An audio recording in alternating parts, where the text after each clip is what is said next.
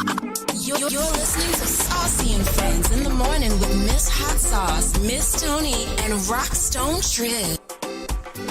Yeah!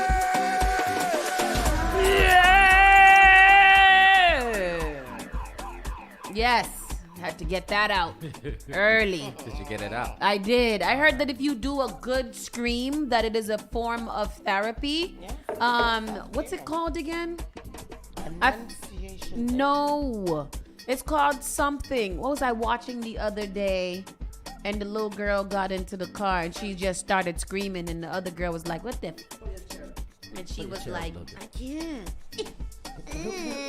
And she was like, if you just scream, then it like resets your somebody to do something. Yeah, you let all the demons out. Yes. That's what it is. Yeah. When I was in therapy, my therapist taught me how to go against the wall and try to push the wall even though you know that you can't, because that helps to get some things out too. And then if you do a loud sigh, that also helps to relieve some of the pressure. You got to go, No. yes. Sighs aren't good. And they are good. They are way to express. Remember the meme or the reel or whatever with the animal, the little green animal. He's in the yoga class, and the guy's like expressing something like the gremlin.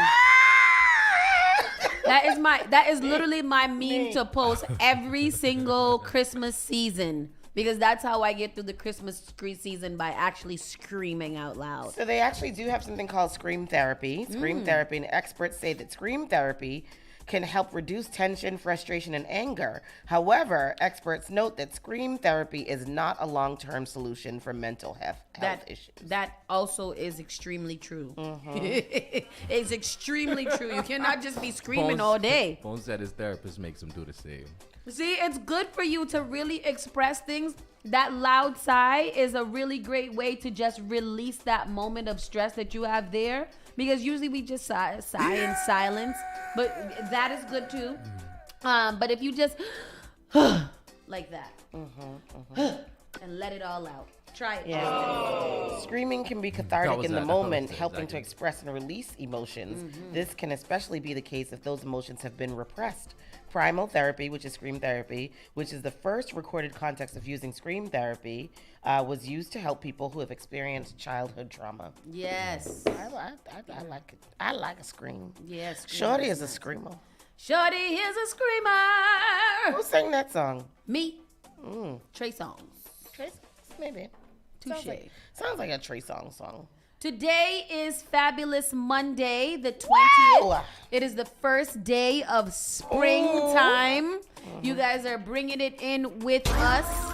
Today is going to be sunny with a high of 51 degrees, abundant sunshine. Wow. High of 51, winds in the west-southwest at 10 to 15, 20. 51? 51. What? 51.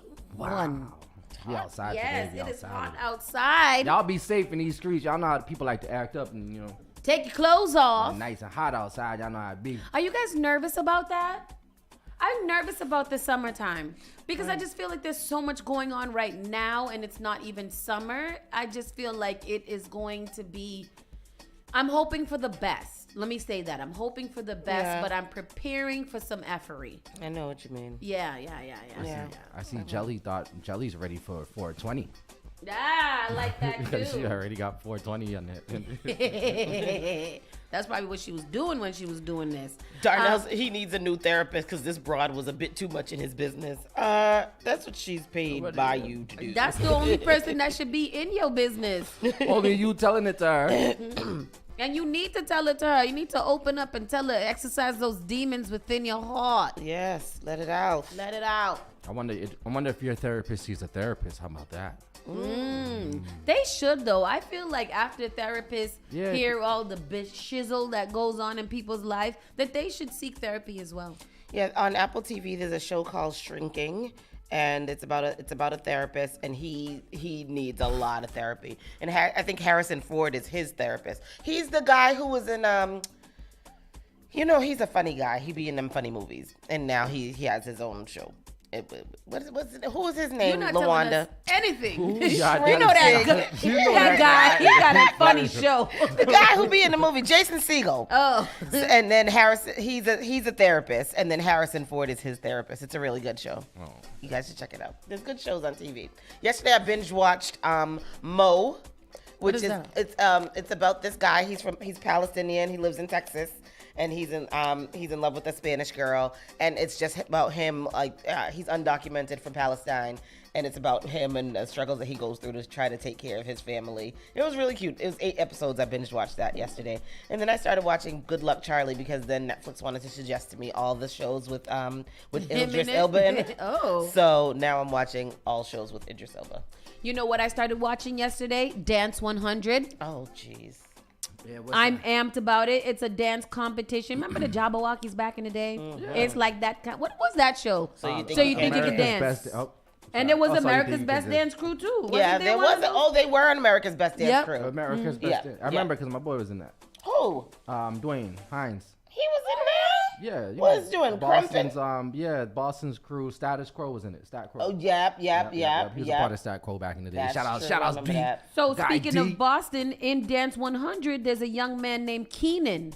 He's one of the Yo, Keenan, choreographers. is that I know Keenan. He went to BAA. Yes. So he is in He it. got talent. But for dancers, I'm not gonna lie. A lot of Boston dancers, even some of them, they dance for Beyonce. Keenan's been doing his he's thing done for a with while. Nicki Minaj and Yep. Rihanna and a bunch of people. David been doing his thing. So when I Shout out to those saw guys. it, I like shows. I feel like Boston always talks so much about the musical artists and how we not this and we not this and we not this because of musical artists. And I do get where that comes from because I feel like they may have the biggest platform. But at the same time, there are so many Bostonians that are doing such dope things. Like this man is on number 8.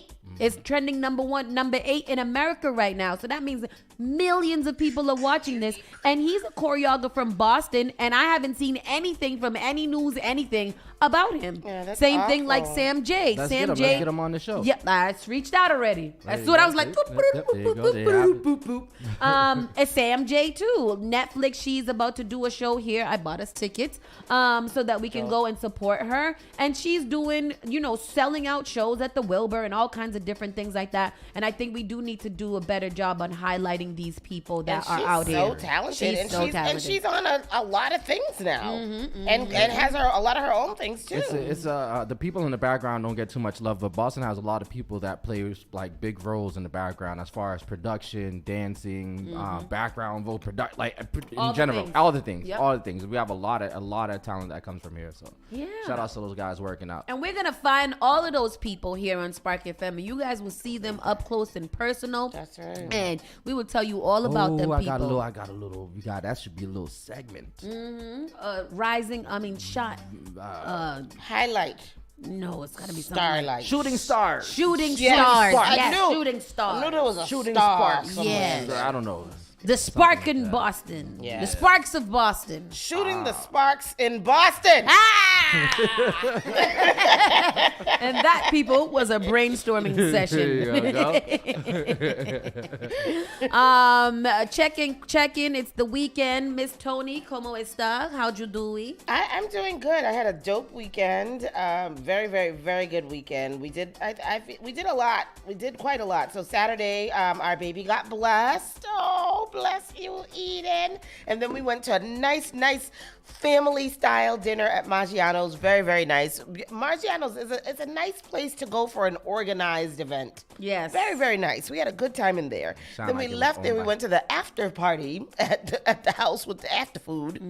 We ate so much. They tried to kill us on. They tried to kill. Child, they tried to kill me. Dead. My mom ain't bring no after food Oh, home. she Your mom should've didn't come to the after food. I don't know why she didn't come to the after food. She said she was going to the after. Oh, so we was there. Maybe she did because we left. We left there. We went to go celebrate Pastor Troy's birthday. Big happy birthday to Pastor Troy. We went to Hugh, Boston. Great spot. I'm ready to go there this Saturday again.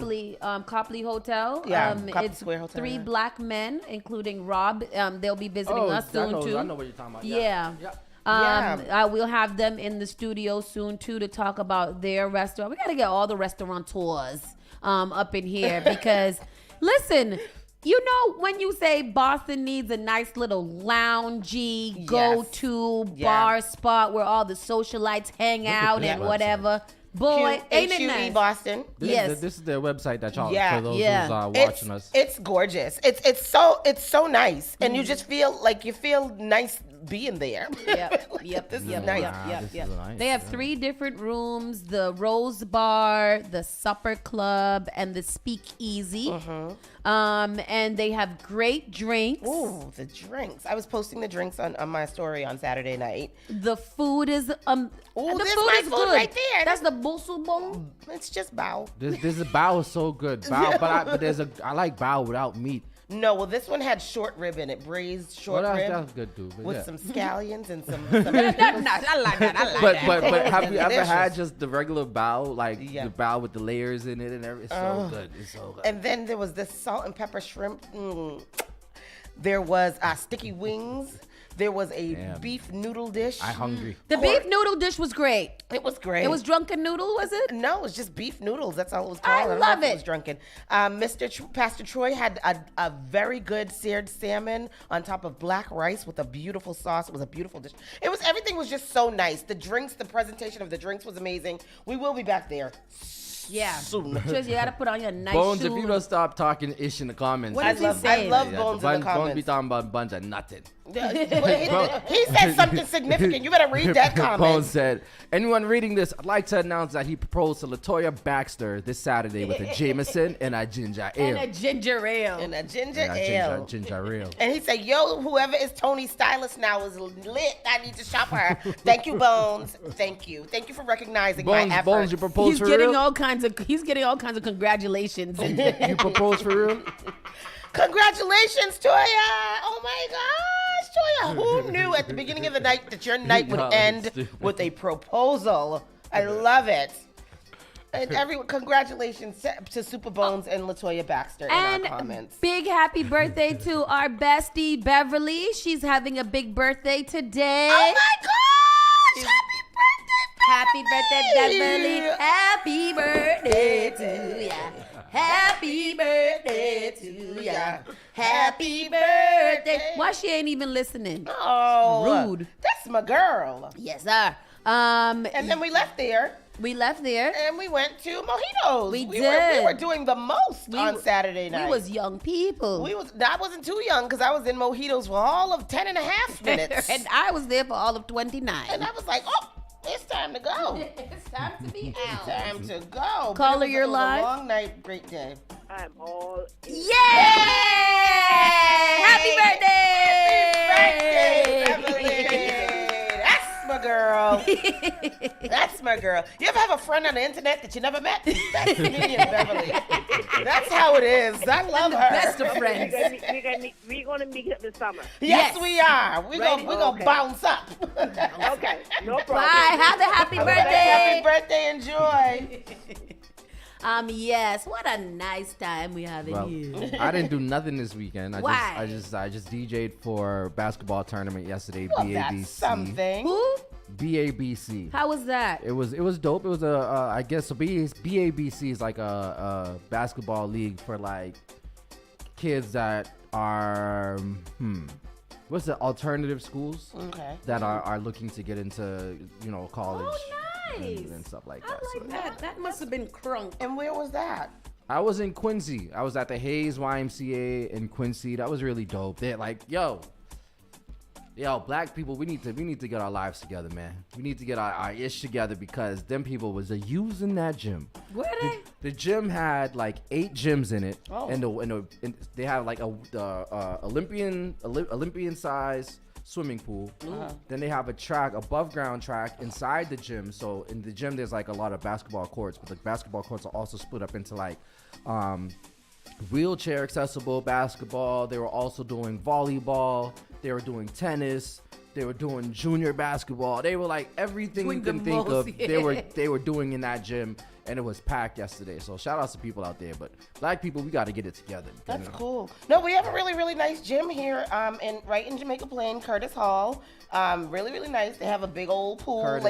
Curtis Hall, big old pool, above ground track. They just redid their floor. The Celtics reached out and redid their floor, so they have a parquet floor like the Celtics. Okay. And my man just happens to be the athletic director there. So there you go. It's a great place to go. Athletic director. Yeah, that's all I did, and I worked. So hey. That's cool, Trish. Sounds like you had a great weekend. Wow. Yeah. I don't be out. I don't be out. You can come out with us. Nah. You can sit with us. Y'all spend too much money. I gotta make money. I ain't got no money to spend. Scared money don't make no money. Yeah, well, I'm gonna be scared when y'all go out. I don't know what that means. I'm gonna be scared, see what the bill look like. Every bill that I get, no matter how much it costs, I'm like, God damn. Yeah. Good Lord. Yeah. That's a lot of money. Jeez. Yep. $22. Golly. $22 is a lot of dollars. Today I had to pay for this Dunkin' Donuts. It was a whole $6. $6? What'd you get? I got coffee from it. I had coffee with a friend this morning. So you have to, so I was like, dang. But then it got reduced because she put in the wrong order, so it was only $5.69. Discount. There we go. Anyhow, good morning, y'all. It's Saucy and Friends. We're going to get started on the news and things for y'all in a moment, too.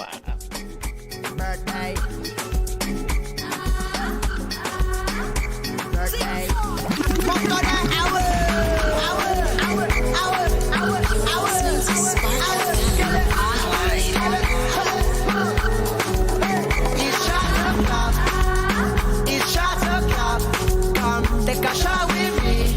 Come take a shot with me. Yeah, it's shot o'clock. It's shot o'clock. Come take a shot with me. Come take a shot with me. 'Cause it's your birthday. Happy birthday. Everything that does matter is great music, and you will find it here. The all-new Spark FM. Call Spark FM at 617-272-3387. The all-new Spark FM. Log on to sparkfmonline.com. Start again. Ride again.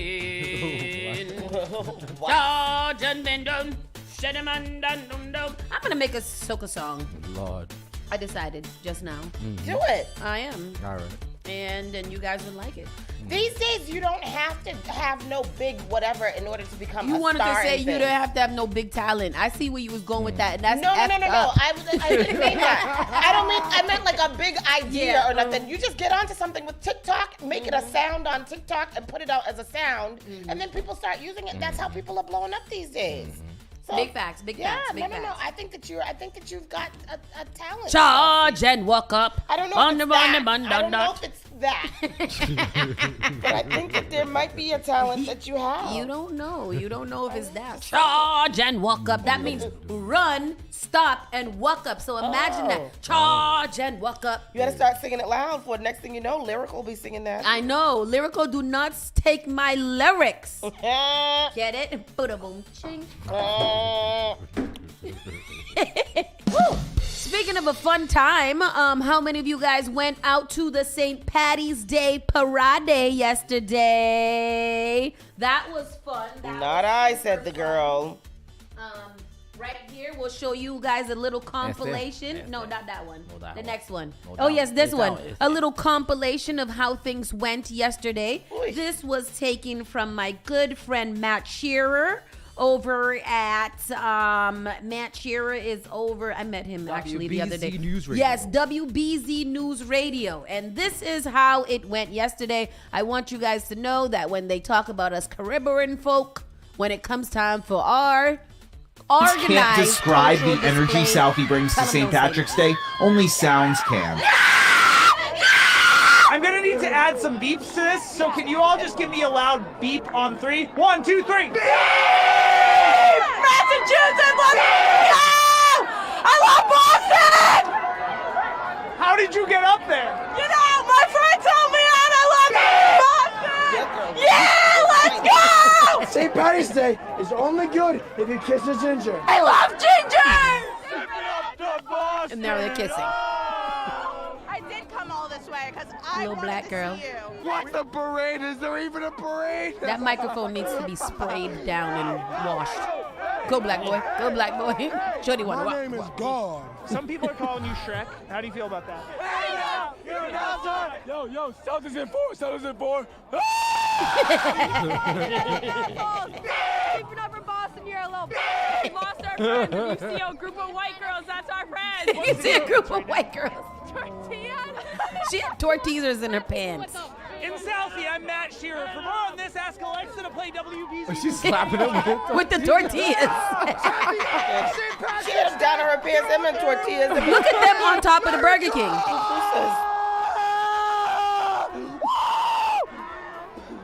Do we scream like that?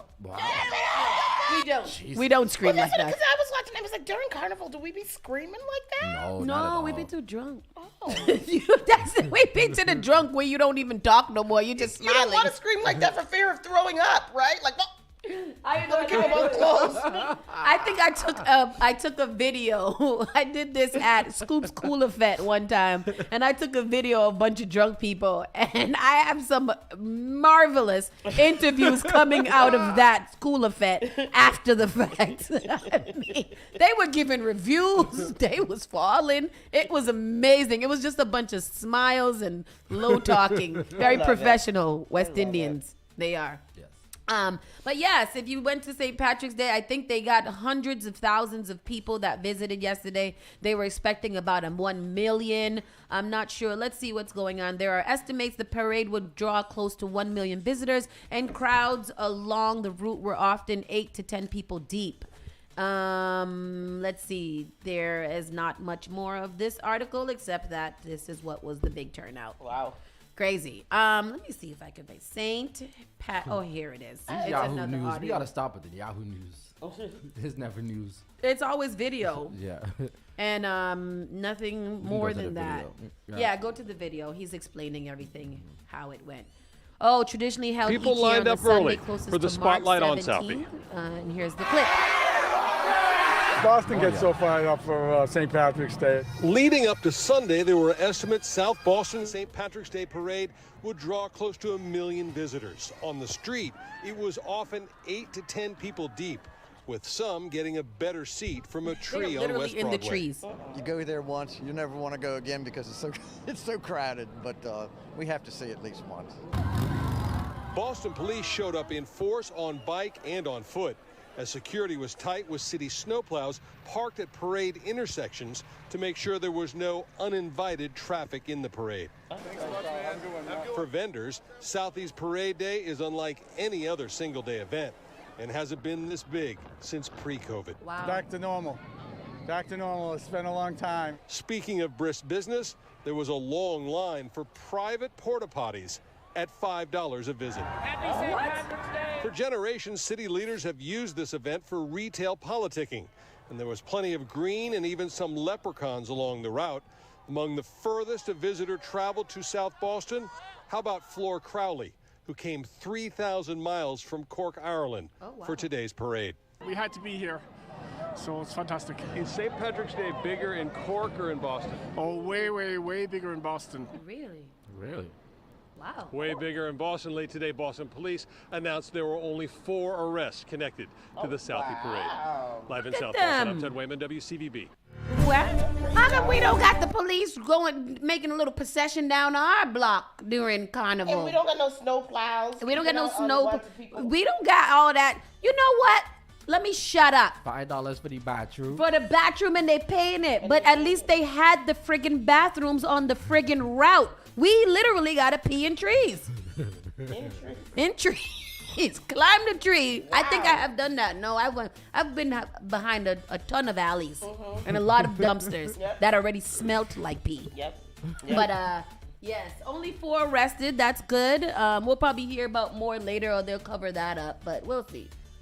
See, they don't arrest their own. They arrested 4, Shakay. But $5 for a black. They said it was 4 black children. I just figured it out. I figured my hustle. I'm gonna rent a porta potty on the route and charge people to use it. Yep. Yep. Yeah. I just figured out. Instead of selling water, That's the hustle right there. that's the hustle. Instead of selling water, bro, I'll sell a bathroom. But you have to put the porta potty on wheels and bring it around with you. Yes, with a little Drive stereo. drive it on a bicycle.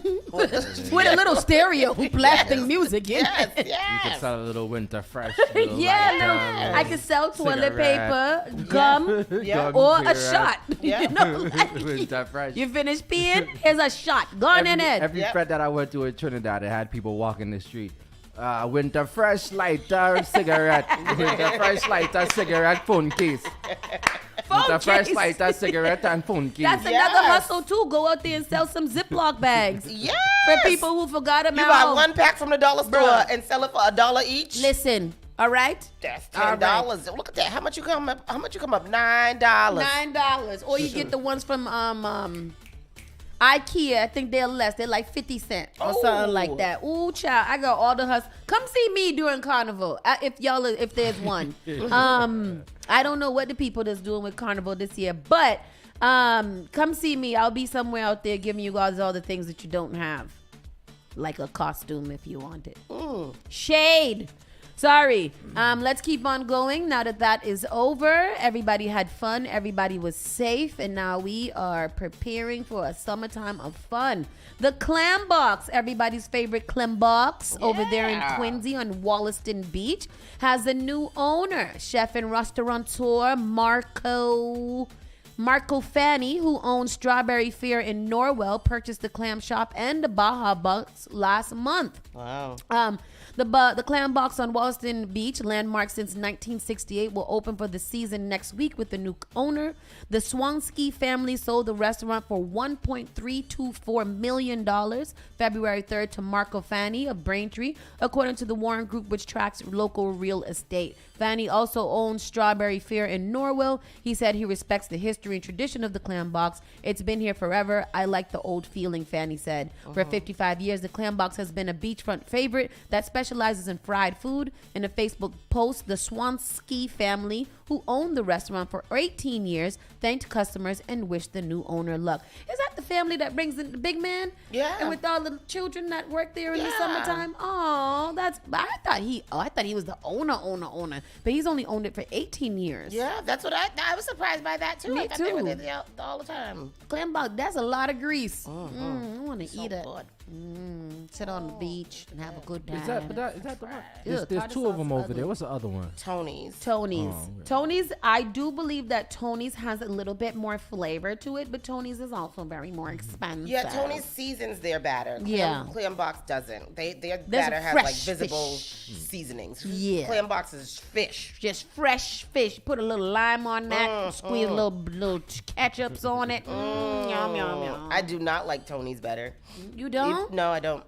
Even Disa says that she Y'all likes ever had Tony's Grace better. ketchup? Who? Grace ketchup. Grace ketchup? Grace ketchup. What's that? Gotta try it. That's a Trinidad ketchup. Gotta try it. Amazing.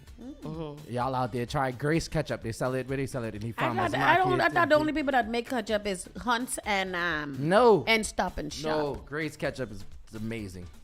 Y'all, it changed your life. I don't know. Yes. All right, and then the next story here is Boston man accused of trying to throw imposter wife into Fort Point Channel. Yes, what is that?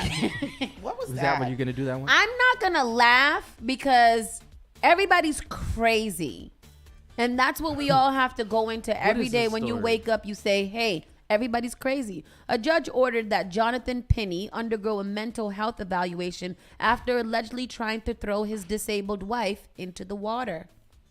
A judge ordered that a Boston man undergo a mental health evaluation last week after he allegedly attempted to throw his wife into the Fort Point Channel. Jonathan Pinney, where is 38. that? I don't know. That's Fort Point Channel is the thing in between Seaport and the city. That little the bridge where that bridge crosses over. The bridge is over. Seaport going into Boston. Oh, I know what you're talking about. Okay. I do know what you're talking Like about. where they bought the tea at, where they dumped the tea at. The little park that they have for the little boy from the bombing? Yeah. Where they dumped the tea at? I thought that his park was over here on Morrissey. It's right next to the children's Whose park is museum. over here on Morrissey? Why? Maybe they had something for him after that. So Jonathan Penny, 38, has been charged with assault and battery on a family or household member and assault and battery on a disabled person. Suffolk District Attorney Kevin Hayden's office announced Piney was sent to Bridgewater State Hospital for a 20-day clinical evaluation. Just before 3 p.m. last Wednesday, Boston police responded to the area of Summer and Melcher Streets for a 911 call about an assault in progress. A witness told officers that he saw Piney lift the victim from her wheelchair and attempt to throw her over the railing into the Fort Point Channel. The victim confirmed the witness's account. Officers noted that she was shaking, trying to catch her breath. Soon afterwards, police stopped a man matching the description provided by the victim and the witness near the intersection of Summer and High Streets. Officials say they confirmed Piney's identity and arrested him. Piney told officers while being booked that he believed his wife was an imposter and was attempting to dump her in the channel.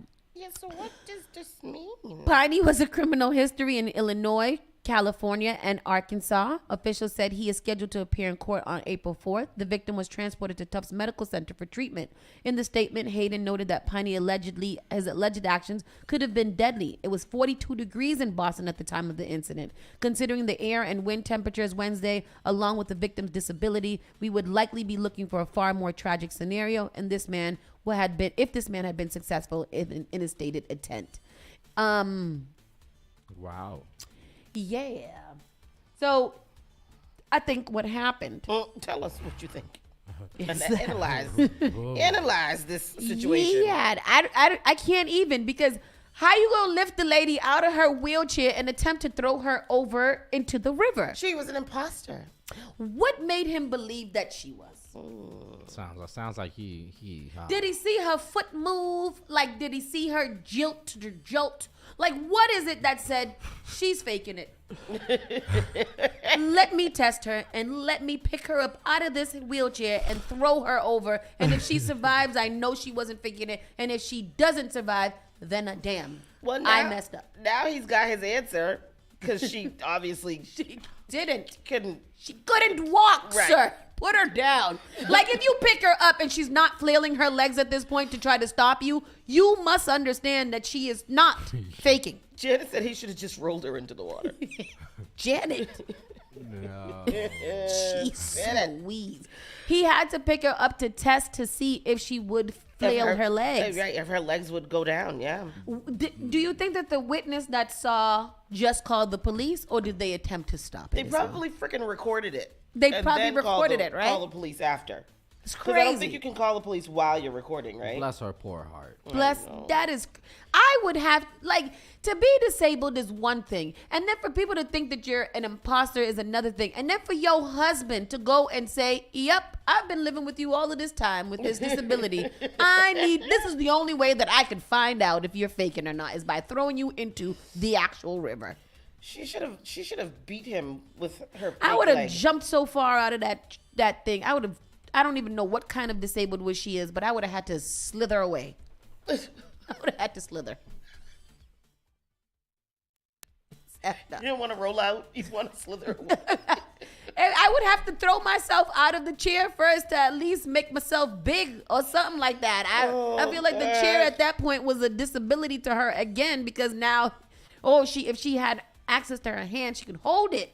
Yes. And hold the wheel. Man, I would have fought for my life. Listen, you wasn't going to get me over there. I'm glad that she fought for her life and she sad. couldn't get over there. That's terrible. I saw this story all week, but I didn't read it because I wanted to be surprised. You wanted to be surprised? Crazy. And I am, because that's so sad. This summer is coming, and that means cases of tick-borne babesiosis. Increased significantly in New England. New research shows that the tick-borne disease babesiosis is becoming much more common in some New England states.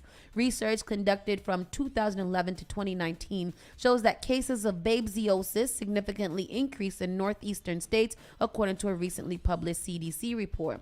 Babesiosis is caused by microscopic parasites that infect red blood cells. It is commonly spread to humans through dare ticks, also known as black-legged ticks.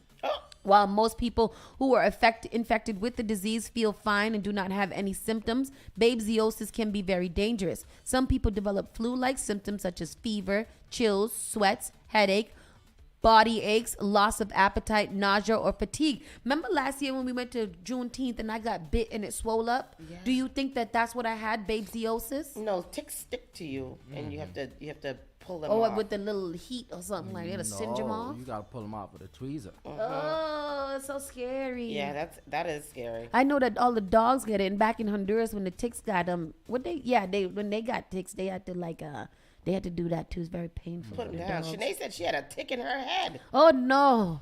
That's terrible. I got an immediate headache reading that. Babesiosis was not considered endemic in Maine, New Hampshire, and Vermont until this point. The 3 states have consistently identified newly acquired cases every year. During this time, the research was conducted. Until this point, the CDC considered babesiosis to be epidemic only in Connecticut, Massachusetts, Minnesota, New Jersey, New York, Rhode Island, and Wisconsin. The CDC is now recommending an emphasis on tick prevention messaging, providing education and aware of infection risk among people traveling to these states. Damn, there's a travel warning against us because of ticks? That's gross. That's gross. This is why I don't hike.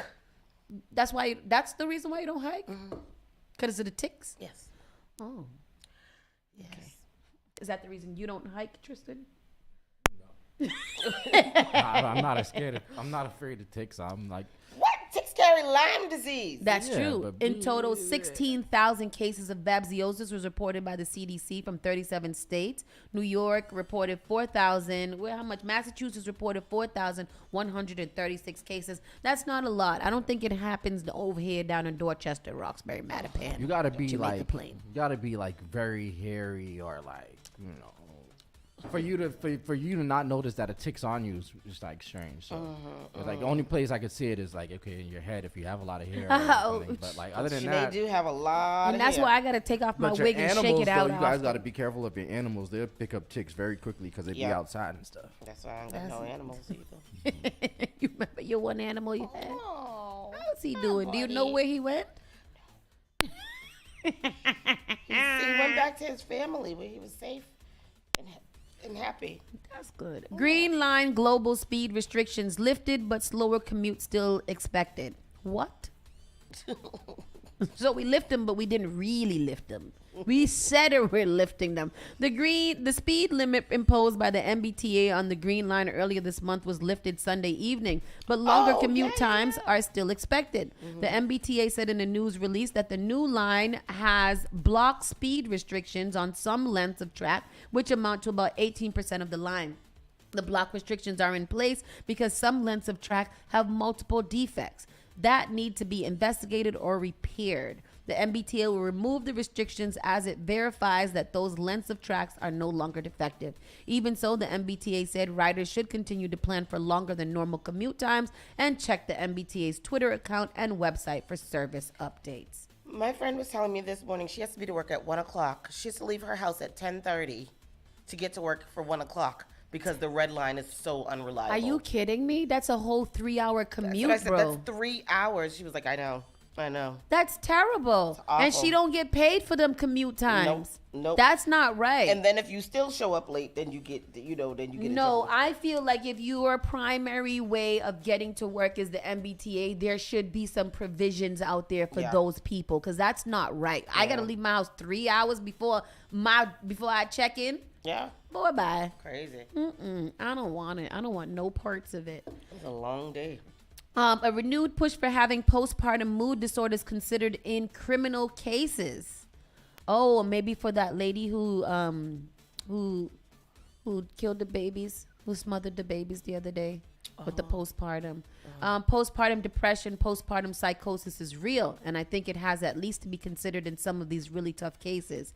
Lawmakers and advocates are hopeful that the renewed public discussions about postpartum mood disorders following January's tragedy in Duxbury, where a mother is accused of fatally strangling her 3 young children before she slashed her own neck and wrist Oh. She did that to Did I herself? know that? I didn't know that she slashed her neck and her wrist and jumped out the window. I thought she just jumped out the window and got messed up from jumping out the window. Bro, she was on a mission. Oh, that sucks. You know, That's that's awful when you try to kill yourself and you don't. And she took 3 provisions to do that. And did all of that. That's awful. No, y'all, that is crazy. Yeah, she's like, she's gone. Yeah, Poor there's thing. nothing. There's no way that she can come back from that. No. Like everything that she did yeah. They're gonna keep her doped up in a mental facility for the rest of her life, huh? They should. I mean, can you be cured from that? I don't know. I don't know. Your mental cannot go back to that. It can't. Like, even after you're better for yourself, you're still not better because of what you did. Yeah. You know? Yep. So she slashed her own neck and wrist and jumped up from a second-floor window in an apparent suicide attempt. Will bring greater attention to proposed legislation they believe would make an impact in such cases. The bill, an act relative to the well-being of new mothers and infants, isn't new. It has been introduced on Beacon Hill in 2 previous legislative sessions. Hearings were held in the state's special legislative commission that is focused on addressing postpartum depression. The Ellen Story Commission hosts discussions on the proposal. Sometimes I don't know what these people are writing in these things. I don't know what any of that said. The legislation would allow judges to consider postpartum mood disorders like depression and psychosis as mitigating factors in criminal cases. Has so far not moved forward or gained much traction. But I wonder why. It clearly is a problem. When you think about a caretaker doing really significant harm to a child, or with the case in Duxbury, 3 children, it's hard for people to wrap their heads around it, he said. And I understand that. However, given the incredible amount of work that has been done around maternal mental health and acknowledgement that there is this postpartum depression, there is this postpartum psychosis, how can we just completely disregard that and have this incredibly difficult criminal charge brought without any kind of consideration of mental illness having a major role in what wasn't transpired? And I completely understand all of that. Because how do you charge somebody for murdering their 3 children on purpose and then trying to kill themselves and not think that there's something really, really off about them? Yeah. Like they weren't there. That's not normal behavior. Yeah. And I feel like that should definitely considered, and not only for white women, but also for all other women too, including black women and their children. Yeah. Because these laws only really exist to help white women, and that's not right. Because the other case, remember the lady who killed the babies? Stabbed them up and then put them back in their bed because it was a ritual? Yep. That too is not right in the head. That is mental illness. Yep. I agree. But how long does postpartum last? It can last for a long time. It just lasts. And remember, the baby was only 7 months. That baby. But like even for her, would postpartum be in the woman, the black woman, the Haitian woman? Oh, well, no, that Haitian woman was just cooked. Yeah. I mean, and then the fact that, they killed their children doesn't add anything. It makes it worse. Yeah. This is something that's going to be with them for a lifetime. Forever. Forever. And that's all terrible. That's all terrible. It's a lifetime of torture. Yes. And it's not right. I just wish him the best, and hopefully everything, I don't know. Hopefully she gets her senses somewhat and can live somewhat a decent life. They either end up, completely unright, or end up becoming motivational and, group help professionals and stuff like that. I don't see how this one's gonna work. Me either. But I think she's forever gonna be haunted by the fact that she killed her 3 kids. Yeah, that's a little lot to have to deal with. Yeah. Anyways, that concludes our Around the Way news for today. We'll be right back in a few moments with our national and world news. And boy, is there some things in there. Keep it locked right here. Spark FM Online, #1 for urban and Caribbean music.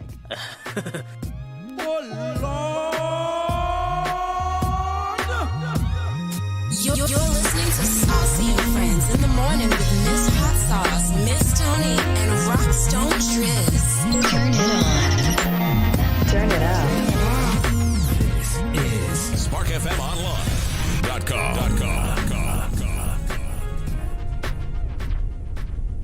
JP Morgan Chase is making a global commitment to break down barriers to drive inclusive economic growth all over the world. We believe there is a pressing need to help more people move up the economic ladder.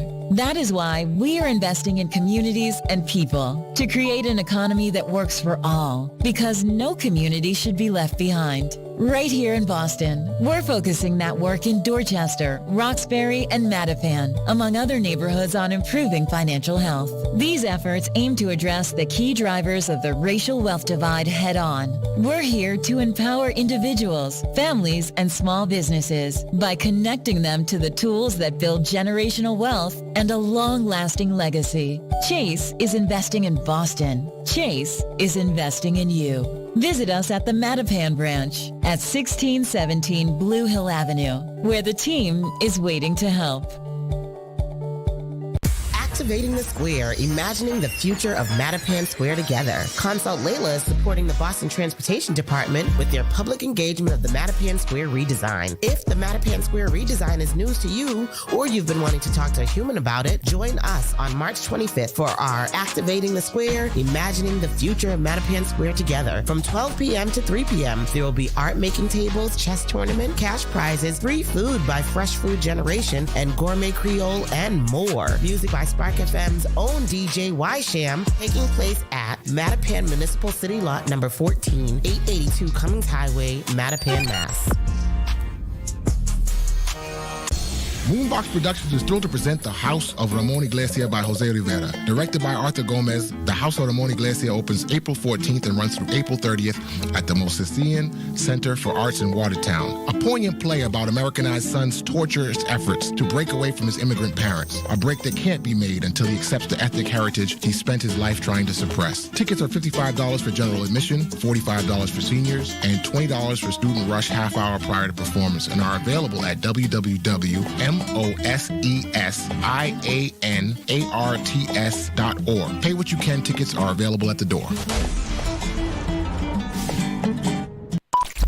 Shea Boo's Roller Skating Rink presents the 8th annual Boston Swerve Weekend. That's right, ladies and gentlemen. Don't miss out on Boston's biggest skate link-up of the year. Swerve Weekend takes place April 7th through the 9th. It's 3 nights of skating, meet and greets, day parties, music, food, and much more. It's a 21-plus event. You can grab those tickets at eventbrite.com/Boston Swerve 23. For more information, you can check out Boston Swerve on social media or visit SheaVoosRollerRink.com. Once again, their 8th annual Boston Swerve Weekend taking place April 7th through the 9th. Don't miss it. Tell a friend to tell a friend and get linked up. Hi, Rosa. How are the kids? Good. But I have a question about the COVID vaccine. Kids who had COVID have immunity, right? True. They have some immunity, but also true, vaccines strengthen that immunity. But how do you know if it's safe? The vaccine was developed so fast. True. It was fast. Also true, scientists had a head start. They've been studying similar viruses for years. Have questions about kids and the COVID vaccine? Know the facts. Find the truth. Visit boston.gov/COVID facts. The all-new Spark FM. Spark FM. Come on. Spark FM. Chick a man be ballin', leave chicks pigeon toed, some of them be crawling. Spark FM. Oh gosh, it's me again. New England's #1 urban Caribbean music. Radio. Spark FM.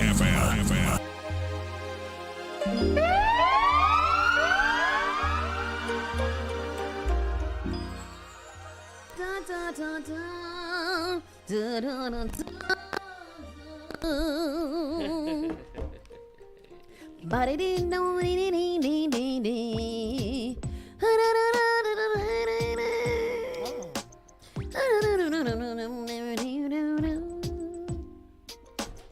That's what my intro is. Thank you. It's melodic, huh? I felt, It's the weakest link. Goodbye. It is time for our national and world news. Miss Tony, hit us with the news. Ooh, here we go. What the fresh hell do we have in the national news? Let's see. A GOP donor faces a trial on charges of sex trafficking minors. And that seems to be the new trend now, huh? Sex trafficking and pornography and doing all kinds of nasty stuff with children? Oh, jeez. Formerly well-connected Republican donor goes on trial in Minnesota on Tuesday, accused of sex trafficking minors. A formerly well-connected Republican donor accused of plying petite, vulnerable teenage girls with cash, liquor, and gifts goes on a trial on Tuesday on federal charges of sex trafficking minors. Cash, liquor, and gifts. I mean, when you were a teenage girl, like, those were good things. Girl, to have, right now is a good time for that as well. Cash, liquor, and gifts. He would have got me. He would have got me. You can get me now. Anton Tony Lazaro is charged with 7 counts involving commercial sex acts with 5 minors ages 15 and 16 in 2020 when he was 30 years old. His indictment touched off a political firestorm that led to the downfall of Jennifer Carnahan as chair of the Republican Party of Minnesota. His co-defendant, Gisela Castro Medina, who formerly led the college Republicans chapter of the University of St. Thomas, pleaded guilty to 2 counts last year. She is cooperating with prosecutors and will testify against him. She faces sentencing in August. Lazaro denies the sex trafficking allegations. He says the government targeted him for political reasons and because of his wealth. Prosecutors say it's simply a sex trafficking case. They have not signaled any intent to call political figures as witnesses, nor has the defense. The U.S. District Judge Patrick Schlitz has already rejected Lazaro's claim of selective prosecution. It's a really, really long story. I was trying to get to the meat where they say what he did. To the meat and potato? To the meat. I have... okay, yes, cool. Let me see. Go on. Something here that's called The Making of Tony Lazaro. Ooh. Tony Lazaro called himself an entrepreneur, and his greatest project may have been one of self-motivation. Ooh. Wow. All right, let's play the audio real quick and see what's going on. Volt in the Minnesota Republican Party. And tomorrow, Tony Lazaro is going to appear in federal court on charges of sex trafficking a minor. But who is Tony Lazaro? Where did he come from? And where did his money come from? Tom Lydon with a look at what we know and what we don't know about his background. Tony Lazaro fancied himself an entrepreneur, but his greatest achievement may have been one of self-invention. The 30-year-old posed with a roster of Republican politicians. On social media, he had all the trappings of a player. The red Ferrari, the luxury downtown condo, hot bod, and trips by private jets. Look at this. And often it seemed with beautiful young women. It looked good to be Tony Lazaro until it didn't. Last December, the FBI raided his downtown condo, the Ivy, seizing $370,000 in cash, money in 10 foreign currencies, nearly $1 million in precious metals, and more than a dozen cell phones. Last week, 8 months after the initial raid of his condo, federal prosecutors charged Lazaro with 6 counts of human sex trafficking of a minor. The Fox 9 investigators discovered Lazaro has spent the last decade creating at least 8 corporations in marketing, advertising, foreign currency speculation, and political fundraising. But the companies appear to be mostly aspirational, existing on paper or in basic corporate filings. Their mailing address wasn't some fancy executive suite, but rather a UPS post office box in Palos Verdes, California. No. Just a few blocks from where Lazaro went to high school in Rolling Hills, a wealthy enclave near Los Angeles. In his LinkedIn page, Lazaro claims he went to Brigham Young University in Idaho, where he studied neuroscience and physics. The first clue, he misspells neuroscience. BYU confirms he attended the university part-time for just 2 terms in the last year, How come they didn't think but it was was a typo? never part of a degree program. But his grandfather and namesake, Anton Joseph Lazaro, who died last May at 100, is a legendary administrator at the University of Southern California, who transformed the school into the sprawling campus it is today and helped coordinate venues for the 1984 Olympics in Los Angeles. But his grandson appears to have been a different kind of deal maker altogether. One of his businesses, Honest Forex Signals, promised to tell investors how to take advantage of fluctuations in the foreign currency market. But online reviews describe it as nothing more. He a bad man, Tony. Tony FOMO. What's his name? Tony Lazaro. Oh, so where I get FOMO from? And I'm I'm surprised we're hearing about it because this is what they do all the time. Just with white chicks. Yeah, and they always have a little partner to help them. Yes, and they always on a damn boat. Mm-hmm. It looked nice. He had a little life. He had a little hot bod and all those things. So that's awful. That is awful. Very awful. But I mean, it's just like, what's that, Brett Favre? Like all of the things that he was doing that time, and everybody made a big deal out of it for 30 seconds. But he's still going to do it. Yeah. You can't stop that man from doing what he wanted to do. He's been doing it. Brett Favre said, who gonna check me, boo? Who gonna check me? That's what it said. Lord have mercy. Miami Beach. What'd you say? Go ahead. I was gonna say you should have been checked because he was stealing the people's money. He's still stealing the people money. There's black people money. They don't care about black people money. Well, we got to follow up on that story. What did happen to him? Nothing. That's why we didn't hear anything about it. I think he got a couple awards and things as such. He got awarded for it. He got awarded for stealing black people's money. See what happens? Ooh, that get long. Miami Beach sets a spring break curfew after 2 fatal shootings. We heard about these These weren't recent shootings. Mm-mm. Is this the first year that spring break is coming back? No, remember I think COVID it was around. Bro, spring, they never didn't left. break. I don't even think they never left. Them children went to COVID. They was did. like, oh, COVID is in Florida. We're there. That's true. Miami Beach officials imposed a curfew beginning on Sunday night during spring break after 2 fatal shootings and a rowdy, chaotic crowds that police have had difficulty controlling. It says the city said in a news release the curfew would be from 11:59 p.m. on Sunday until 6 a.m. on Monday. Dang, that's the prime time. With an additional curfew likely to be put in place on Thursday through next Monday, March 27th. The curfew mainly affects South Beach, the most popular party location for spring breakers. The release said the 2 separate shootings Friday night and early Sunday. Oh, it was just this weekend. Because remember we had seen footage of the girl that had gotten shot in the middle of the street one time. I remember that, yep. The release of the 2 separate shootings Friday night and early Sunday that left 2 people dead are excessively large and unruly crowds led to the decision. The city commission plans a meeting on Monday to discuss potential further restrictions next week. Miami Beach Mayor Dan Gelber said in a video message posted on Sunday that the crowds and the presence of numerous firearms has created a peril that cannot go unchecked, despite massive police presence and many city-sponsored activities meant to keep people busy. We don't ask for spring break in our city. We don't want spring break in our city. It's too rowdy, it's too much disorder, and it's too difficult to police. Who's saying that, Miami? Miami Beach. We don't want it. South Beach shut down Sunday morning as police investigated the second shooting this weekend on the beach, this time at 10th and Ocean. Oh.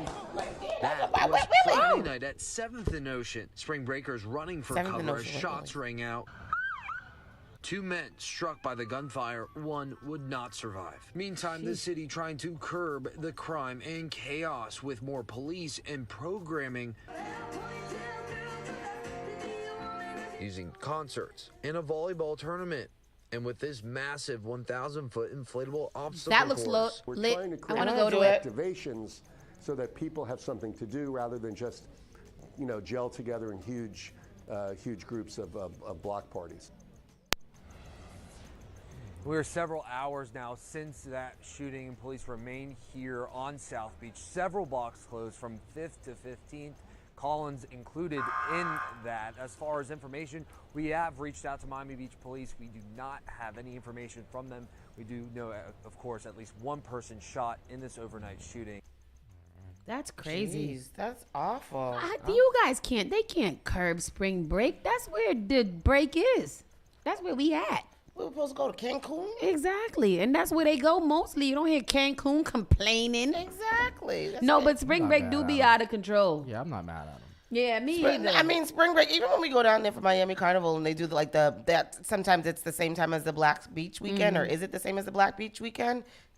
It gets a little wild. But the last time we were there, remember, everything was blocked off. And there must have been a curfew because when we were down there at like midnight-ish, it was very empty. But see, do they put a curfew for us and not them? This is what I'm trying to get at. The insurmorities of the world. It's interesting that the mayor says he doesn't want it there when I'm sure a lot of those businesses don't mind. They benefit from it. They definitely benefit from it. It brings in a lot of money. My other question is, when you're getting sexy for spring break, man or woman, and you're putting on your nice clothes, what makes you pack your gun? Like, I'm going down there to talk to girls. I'm not. Maybe It could be people that travel there, but I'm sure that was from people that live there as well. I feel like gun toters just be toting their gun wherever they go. I mean, yeah, I get that. But, like, I'm going down there to talk to gal them and to, you know, get drunk and have a nice time. I don't know. I mean, maybe because, you know, my license is legal. So I don't feel the need to impress anybody. But, you know, like, I just don't feel like I would want to pack my gun for this. Maybe a small box knife, just in case I get into a little something. A little razor blade under your tongue? Yeah, but I just don't feel like a gun is appropriate for those types of environments. Think about the people that live down there. Yes. If you live down there and you have beef, stay your ass home with all these children having spring break. No, they going down there looking for it. Exactly. But that's what I'm saying. Yeah. Like, you're going down there looking for it when everybody's in a bathing suit being drunk. Why are you going down there looking for it? It's not the space for you. Go find somewhere else to look for the fun. Look for your gangbanging shit. Like, leave them children and stuff alone. If you guys want to get into a little drunken fight and roll around on the ground, that's different than you bringing a gun because somebody stepped on your flip-flop. What are we doing? But, you know, I'm trying to apply rational behavior to non-rational people. So them people are never gonna understand. Bring my gun everywhere with me. I'm a gangster. Yeah. Stupid. Yeah, and they think they feel good and their friends hype them up for it. Like, And then you got that thing on you. And then you go to jail because somebody sprayed a little ketchup on your knee. Like, now you in jail for killing somebody for some ketchup packet. Yeah. That's crazy. Yeah, awful. It's wild. Trump says that he expects to be arrested and calls for protests. And everybody should stay inside. Arrest his ass. Stay inside your house. Yes, Donald Trump claimed on Saturday that his arrest is imminent and issued an extraordinary call for his supporters to protest as a New York grand jury investigates hush money payments to women who alleged sexual encounters with the former president. Even as Trump's lawyers and spokesperson said that there had been no communication with the prosecutors, Trump declared in a post on his social media platform that he expects to be taken into custody on Tuesday. His message seemed designed to preempt a formal announcement from the prosecutors and to galvanize outrage from his base of supporters in advance of widely anticipated charges. Within hours, his campaign was sending fundraising solicitations to his supporters, while influential Republicans in Congress and even some declared and potential rival candidates issued statements in his defense. In a later post that went beyond simply exhorting loyalists to protest for his legal peril, the 2024 presidential candidate directed his overarching eye in all capital letters at the Biden administration and raised the protest of civil unrest. It's time, he wrote. We just can't allow this anymore. They're killing our nation as we sit back and watch. We must save America. Protest, protest, protest. Under his eye. That's what he said. Under his eye. May the Lord open. May the Lord open. So his original thing says, now legal leaks from a corrupt and highly political Manhattan district attorney's office, which has allowed new records to be set in violent crime and whose leader is funded by George Soros, indicate that with no crime being able to be proven and based on an old and fully debunked by numerous other prosecutors fairy tale, the far and away leading Republican candidate and former president of the United States of America will be arrested on Tuesday of next week. Protest. Take back our nation. That's what he said. It's huge. He said it bigly. Big.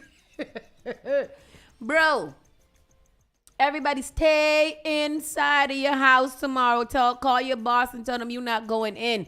The people is going to be outside protesting on this man's honor. But yes. And the sad thing is there will be people. Honey, millions. Absolutely. 100%. It's going to be huge. Out there protesting on behalf of the jackass. This is how the January 6th January 6th happened. He said it's time. This man said it's time. They are in their bungalows right now. They are all setting up. They are all getting their tiki torches and their khaki pants and their dad hats. And they're all going out there to really kind of show who's boss. They're going to put on their little makeup under their eye because they're going to war. And they are going to be out there. Most of them can't even read, but they're going to be out there having a good old time. All them little old ladies who feel like the don't have no reason to think that the election was stolen is just out there because Donald Trump said it and everybody else is woke. Yep. Y'all got to stop being so woke. They're going to come get you. Yeah. They're going to come get you. They're going to come get you. And then our good last story, Buffalo Wild Wings has been sued for calling deep fried chicken breast boneless wings. Ain't that what boneless wings is? What is it? The lawsuit says boneless wings are more akin to chicken nuggets than wings. Keep reading. What?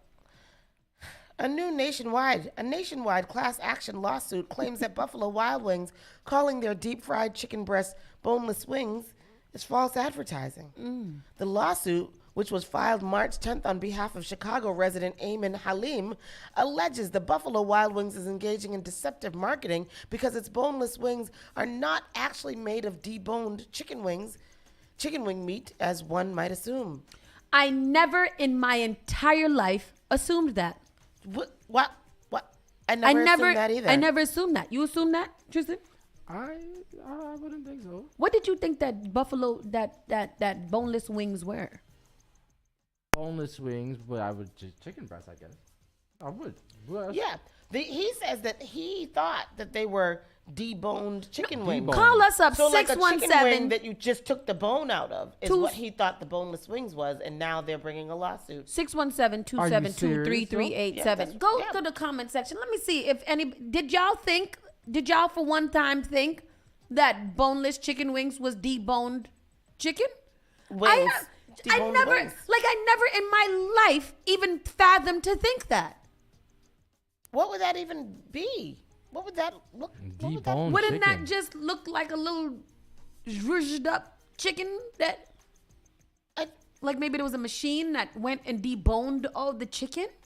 And unbeknownst to the plaintiff and other customers, the products are not wings at all, but instead slices of chicken breast meat deep fried like wings. Indeed, the products are more akin in comparison to a chicken nugget rather than a chicken wing. The lawsuit What is reads, the freaking conversation? This clear-cut case of false advertising. I see what they're doing here. Wow. This clear-cut case of false advertising should not be permitted, as consumers should be able to rely on the plain meaning of a product's name and receive what they are promised. It is false advertising. What can you say?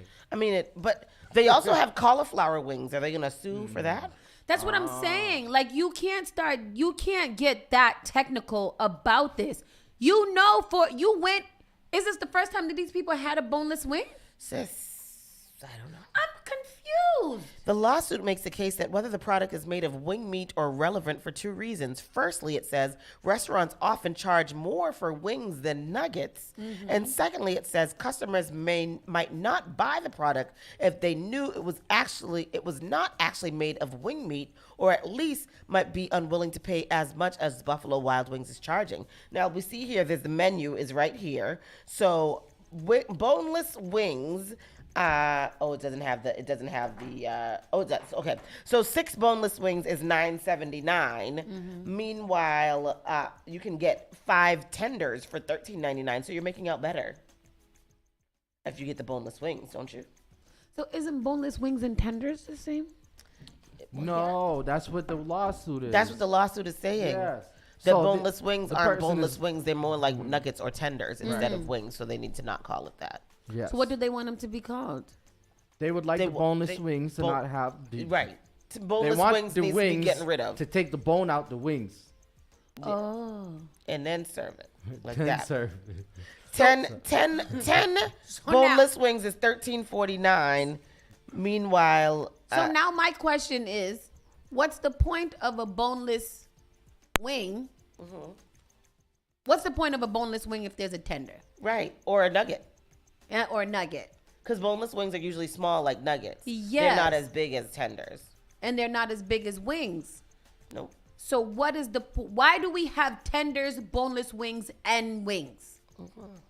According to the lawsuit, I'm in on the lawsuit. Sorry. According to the lawsuit, Buffalo Wild Wings began selling boneless wings in 2003. Restaurants created the product in response to a rise in wholesale chicken prices with the aim of maintaining their profit margins, the lawsuit claims, citing a 2009 New York Times article. The lawsuit also points out that other restaurants that sell a similar product, such as Domino's and Papa John's, call the products boneless chicken or chicken poppers instead of boneless wings.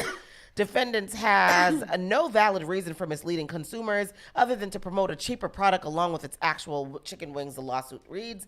On its website, Buffalo Wild Wings describes its boneless wings as lightly breaded all-white chicken. The restaurant chain posted a cheeky response to the lawsuit on Twitter on Monday, which both Wild Wings and its parent company, Inspire Brands, are using as a statement on the lawsuit. The statement reads, "It's true. Our boneless wings are all white meat chicken. Our hamburgers contain no ham, and our buffalo wings are 0% buffalo." Our hamburgers contain no ham. This isn't the first time someone has complained that boneless wings is a misnomer. In 2020, a Lincoln, Nebraska man made headlines after making an impassioned speech at a Lincoln City Council meeting decrying the product. "Nothing about boneless chicken wings actually comes from the wing of a chicken. We would be disgusted if a butcher was mislabeling their cuts of meats, but then we go around pretending as though the breast of the chicken is its wing," the man argued. In this life that we are living in, of all the things in the land to be upset about, we are literally sitting here having a discussion about the wingless chicken. Mm-hmm. So if they simply drop the wing off of it, it would be fine. If they called it chicken poppers. Chicken poppers or just boneless chicken. Or just boneless chicken. Just chicken breast. Chicken breast is not sexy. Mm-hmm. Chicken breast is, sounds dry. That sounds dry. Yeah. It is dry, right? Just last month, the Associated Press writer Ted Anthony wrote an article criticizing the product. A similar lawsuit was filed in January, claimed that Fireball was misleading companies by selling nips of Fireball cinnamon that don't contain whiskey. Oh, don't tell the white people that. Well, what is in it? Don't tell the white people that. Yeah. They like them some Fireball. That's why what's in it if it's not whiskey? It's just a cinnamon shot? It's just cinnamon schnapps. I don't know. What is I it? remember there used to be one that wasn't called Fireball. It was called another thing, but it was another kind of cinnamon thing, and it had crystals in the bottle. And they used to tell you to like pop the top off and sit it somewhere so it could get stronger. That's what we were drinking in college. I forget the name of it though. Fireball cinnamon whiskey is a mixture of Canadian whiskey, cinnamon flavoring, and sweeteners that is produced by the by the company. Yeah. Its foundation is Canadian whiskey, and the taste otherwise resembles the candy with a similar name, Ferrera candy. 8 reasons you should never drink Fireball. Yes, tell us. It tastes like Red Hot soaked in water. Fireball has the worst recipe ideas with its even worse names. It's always ordered by the D-bags at the bar. D-bags. Douchebags. Yes. Sorry, but it's whiskey, not whiskey. Oh, okay. The makers of Fireball, Sarzac, are based in Louisiana, so there's no need to use the United Kingdom spelling of whiskey. Oh, they took the H out of it on the Fireball whiskey. According to the brand, the drink contains Canadian whiskey. Mm-hmm. So the nips don't contain whiskey because it says selling the nips of Fireball cinnamon that So they don't have whiskey produced. You know how liquor is. If they're not produced in that whiskey region, you can't call it whiskey. If it's not produced in the, like wine and stuff. Yeah. Same thing with cognac. If it's not produced in the cognac region, you can't call it cognac. You can call it brandy. Oh, that's what they say, but that's not what it is. Number 5 is it's weak as hell. What's the other one? Number 5 is weak as hell. 6, it's always led to terrible decisions. It will give you the worst hangover. Number 7, 8, it used to contain a chemical used in antifreeze. How you gonna put antifreeze in the Fireball? Well, that's cool your ass off. Shoot. Wow. Well, that's What's up? Okay, so. Is that a Yeah, that's octopus? not real. That's not real. That's low. It's not real? That's fake. Yeah. Oh, all right. So then that's it, y'all. That's it. That's There's news. your national news. That's National news. That's Miss it. Tony. Well, I'm gonna eat them buffalo boneless wings, though. I love me a boneless Me too. wing. I want to try the cauliflower rings. I'm going right over there and see how come they don't. How come they ain't say nothing about the cauliflower wings yet? That's gonna come soon, huh? Because vegans do not want their wings to be called wings. Right. They want them to be cauliflowered bites. Yes.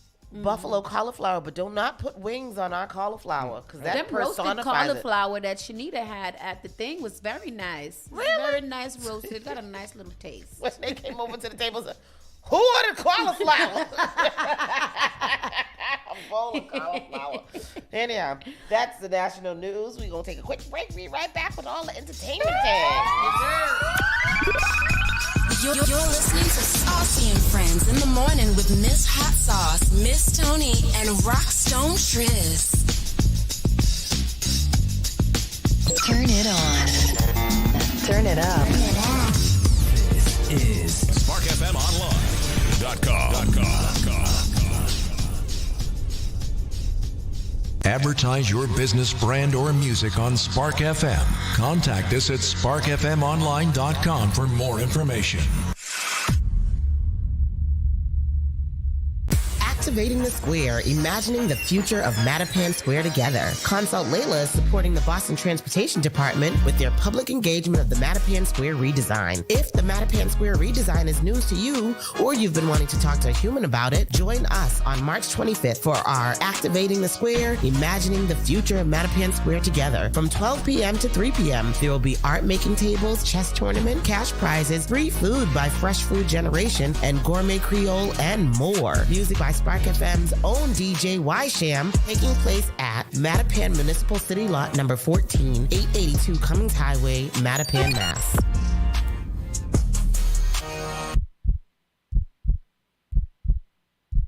How healthy is your heart?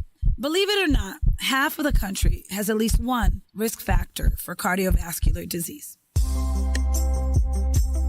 Hi, I'm Senator Liz Miranda from Massachusetts. February is American Heart Month, a perfect time to focus on our overall health and well-being. It is important to know that high blood pressure, high cholesterol, and smoking increase the risk of heart disease. But did you know women, rural Americans, and racial and ethnic groups are also disproportionately impacted? While not all of these factors are controllable, we can take preventable steps to stay healthy. Regular exercise, eating a balanced diet, and not smoking are a good place to start. Make an appointment with your healthcare provider today to assess your risk. If you have heart disease, monitor your blood pressure and keep up with your healthcare visits. For more, visit womeningovernment.org. Massive It's the Sunday Food with Father John and Trini Tech.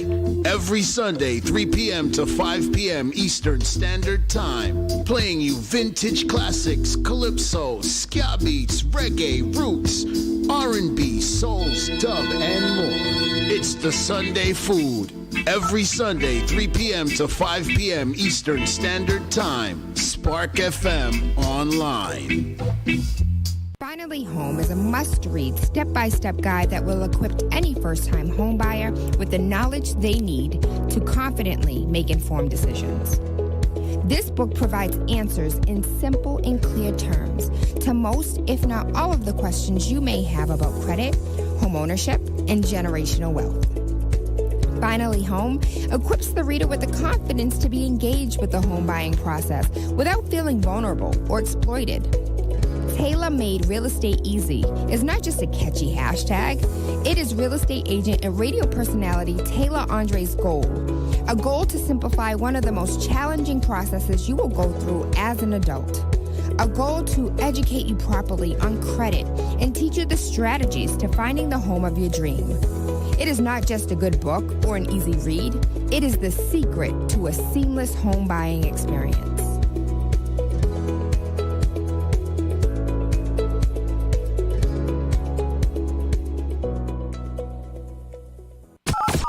The all-new Spark FM. Them not like me, I mean not like them. Spark FM.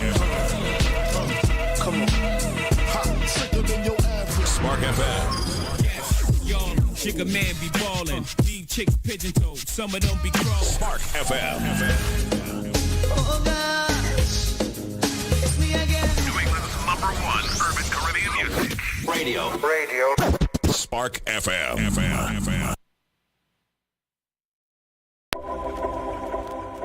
You're listening to Saucy and Friends in the morning with Miss Hot Sauce, Miss Tony, and Rockstone Triz.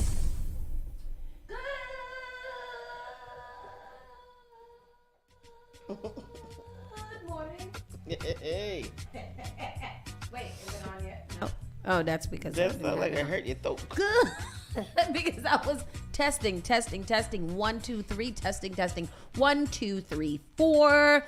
And we are back. Spark FM Online, #1 for urban and Caribbean music.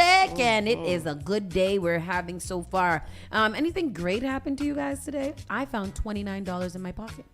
Oh, that's nice. Oh, that's mine. Nope, it was washed and folded so hard. But it is my $29, and I'm going to find a good lunch today. You know what I like? You know what really makes me happy? Black women supporting black women and black women being nice. So when I went into Dunkin' Donuts this morning, the cashier at the Dunkin' Donuts was so freaking pleasant. It was so sweet. And then when I was leaving out, this girl was like, "Hey girl, I like your fit." And I was like, "Thank you." Thanks. Isn't that nice? I love that. I love when black women can just be nice to each other. That really, really makes me happy. I like that. So that happened to me this morning, made my morning good and made me smile really bigly. And then I got a nice message from my friend telling me that y'all black women need to start being nicer to black women. I'm nice to black women. I'm very, very complimentary, and you know, there aren't a lot of, I don't get that a lot, so it felt good this morning to hear it. So proud of you. Yes, thank you. And then what happened to you good this morning? I told you I found $29. Tristan. Y'all, both of y'all, and y'all phone today, boy. I am doing work for this radio station that I do every day. She is playing games. I'm not playing games. I'm doing research for the show. All right. I'm paying attention now. I'm working on y'all website. I'm working on y'all app. I'm working on y'all events. Wow. All of that got to be done right now while the emails is coming in. Sorry. I will get into the entertainment news, Miss Chloe. And we over here talking to Tristan. Tristan be downloading all kind of music on 14 different websites over here talking about it. One day you want to pay attention. You want to have something. I tell you. And like he was paying attention because he wasn't. We had to. Hey, you. I'm over here producing. Produce. Leave me alone. What are you to produce? All you do is produce. You don't worry about what we do over here. Play your records. All play your records. All right? Don't worry about what we personality over okay, here. I'm done. All right. I think I got a little break. Chloe Bailey new sex scene kicks off colorism convo about Halle Berry. Oh, did you see that sex scene? No, because I haven't started watching that, but I did. I saw it on Twitter. Me too. A little clip of it, yeah, and she was getting it on. Oh, they was trying to say she's like Halle Berry. I don't know. Let's see. A new show Chloe Bailey is in where she is shown having sex, and they didn't even show her. They just showed her booty. Yeah. Has sparked a debate about racism and colorism in Hollywood, and now Halle Berry's been roped in. You might have noticed the letter is trending this weekend, and the reason is because some of the discourse that's taken off the Donald Glover's latest TV series, Swarm, debuted on Friday, which states... Donald Glover. I didn't even know that either. Yeah. Debuted on Friday, which starts out with the scene depicting Chloe doing the deed in very graphic detail. Mm-hmm. Since then, there's been a lot of chatter about her decisions to do the sex scene. Some say it's a great move, good for her, and others feel like it falls in line with other choices she's made of late, like putting out a single with Chris Brown that some think are not so wise. Mm-hmm. As one Twitter user put it, where is Chloe Bailey's mentor, please? She's been making terrible decisions lately. She should have never done that sex scene in Swarm, and I'm not even gonna go into her most recent collab. A lot of other folks reacted similarly. Go ahead, ask why shouldn't she have done the sex scene? What is she supposed to say? A child? Yes. Forever? She wants to expand her repertoire. Let her do that. What is y'all's problem? People are so weird. People are very weird. On Saturday, the combo shifted when someone brought up Halle in comparison. She tweeted, Halle Berry getting back shots role got her an Oscars, right? The point she was making, Halle also did risque stuff in her day. Monsters Ball being the prime example of which she won an Oscar for that, in and itself did not diminish her work. The user was essentially saying Chloe's sex scene won't define her acting career and that it's unfair to suggest she'll be derailed because of it. Basically, stop giving her premature talk. I just don't get it. Like, what do they want the child to do? She's 23 years old. Right. She is a star. She is an actor, and she is a provocative singer like everybody else. Like, what do you guys want from people? I think that has to be the really hard part about being a celebrity and being famous is that you're just so scrutinized all the time. But not everyone, though. People, like Sierra said, they pick and choose who it is that they want to scrutinize and who they want to be so extra critical of all the time. And that's kind of sucky, man. And then they took it here, which is interesting. And how another Twitter user responded, suggesting Halle enjoys the benefit of a lighter skin complexion and even went as far as to claim that she's white passing. Obviously, she isn't. Halle looks black, not white, which is literally what white passing means. Semantics aside, however, this woman's point, as she further explained on her page, is that Halle fits Hollywood's traditional white European beauty standards more so than Chloe or any other dark-skinned black woman for the matter. Therefore, she believes Halle has had an easier time in showbiz than Chloe might in this specific regard. Chloe's not light-skinned? What color is Chloe? Chloe is the darker one. Halle is but very isn't light. she? Isn't they? I think she's light. I guess she's Yes, I mean she's light skinned, but not as light as Halle Berry. Oh. See, me and I don't get not as light as her. I don't get Halle caught Berry. up in the colorism comments because I won't. There's no way to debate any of this, and you can't go back and forth with people. Yeah. I feel like Chloe is lighter than Halle Berry in this picture that I'm seeing right here.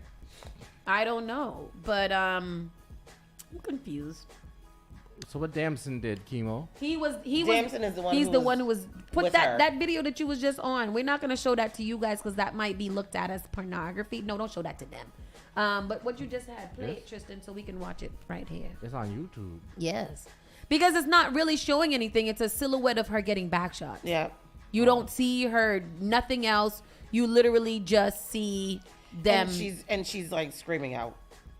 Oh my God! I didn't know if that's what she's screaming out. They didn't show it. I hope that's not how to scream out. Oh my! Oh my! I like it. How was the movie? That's good. That's good. This is good. I didn't see it. It's a show, right? It's a show. Yeah. Oh. Swarm. I haven't started watching it yet. It's on what? Netflix. On Hulu. It's on Hulu. I'm gonna watch that scene today when I go to my house. I'm not the scene. Just the scene. Just the You're scene. not gonna watch the show. That one scene for show research early. I did see it. It looked nice. She had a good art. She was really doing her thing. She was putting. She was fighting back. Oh, Amazon Prime. Yeah. I'm really interested to see the show though because I do like the premise of it. It's like what is the premise? Let's talk about it. She's a fanatic gone crazy. What kind of a fanatic? So I guess there's like I think she has a female artist that she Not Chloe. Oh, Chloe. here the full story. A young woman's obsession Yeah. with a pop star takes a dark turn. A young woman's obsession with a pop star takes a dark. They're going to repeat the same thing over and over again. God damn it! I'm like, oh yes, here is it. A young woman's obsession with a pop star, and maybe that is just it. That's it. That's it. All right. Takes a young woman's obsession with a pop star takes a dark turn, and that's it. And it's a series, right? Yeah, it's a series. How many thingies is in it? One season right now. One season? All right. Yeah. I'm gonna watch it. Me too. I'm gonna watch it as well today. Dominique Fishback. That's a girl. Fish. I like that name, Fishback. Fishback. Wow. That sounds. I don't like that name. Fishback. You like Fishback? Schneider said basically Selena. Oh yes, Selena. yeah. That's why these stars gotta be careful with who's claiming they their biggest fan and things like that. Your biggest fan could be trying to kill you. Yep. Like Selena's biggest fan. She's still in jail too, or did she die? She gotta be in jail her forever. biggest She's in fan jail for ran her life. fan club.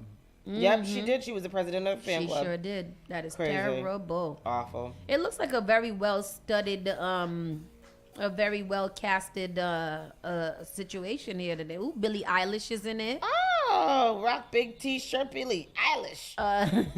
Damon Idris, Damson Idris. Mm-hmm. There's a lot of good people in here. You guys got to go watch it. We'll talk about it on Friday. Yeah. We'll discuss it on Friday. Yep, do your show research. Mm-hmm. Y'all still didn't watch The Strays yet? No. And I don't remember. After we leave this show, I never remember that. And let me tell you, I do remember it, but I'm not in a position to watch it at the same time, so then I forget it by the time Because it is a movie you gotta watch. What is it on? The Strays? Netflix. Okay. No distractions, nothing. You gotta pay attention to it. Yeah. All right, I'm gonna see about it. All right.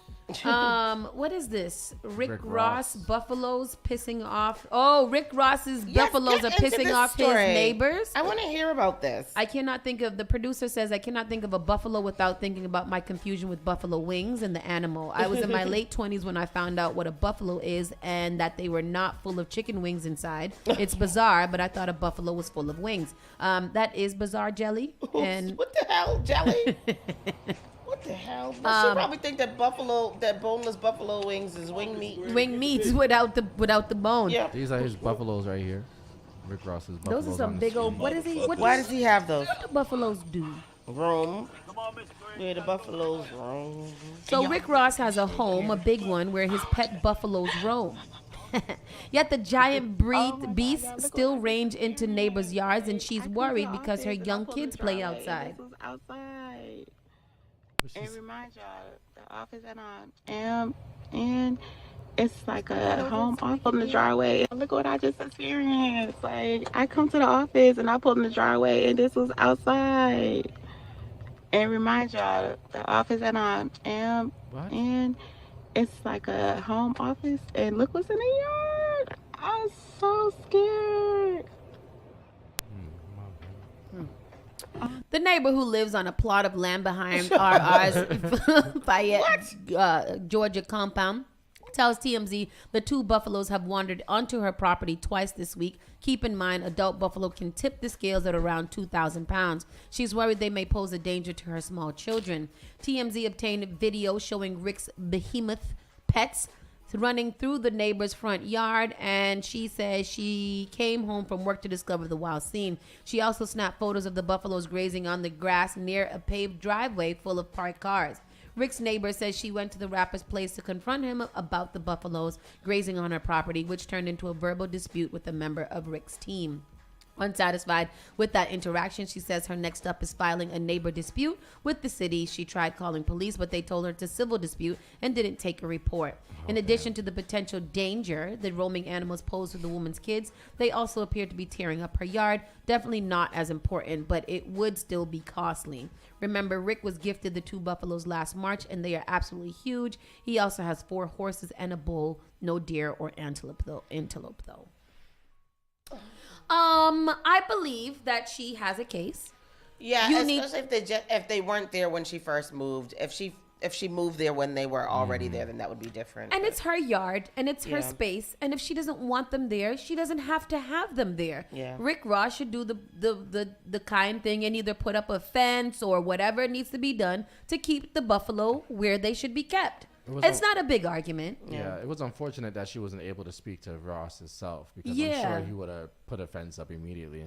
So whoever is tending to them and didn't tell him that was what was happening is also in the wrong. And again, this is not one of those big debatable cases that need to go back and forth. Mm-hmm. You know that your pets are roaming into somebody else's land that can cause doo-doo. She has small children. She don't want them tearing up the land. Just put a fence there and y'all share some sugar and some boneless buffalo wings if you need to. Is it rude to have buffalo wings in the house if he has buffaloes on the land? I don't think so. Yeah, he owns Buffalo Wild. He owns not Buffalo Wild Wings. But what's the green one? Oh, what's the name of the place? Wingstop. Right. Yeah, he owns some of that. So maybe he don't have buffalo wings. He just got stop wings. Yeah, I don't know what it means. Ooh, bison have bigger heads than buffaloes. Luanda be knowing some things though. It's very interesting, Luanda. Let's keep it going. They played the author. They gave her a one-time play. So Mean Girls OG author slams Tina Fey, threatening Paramount.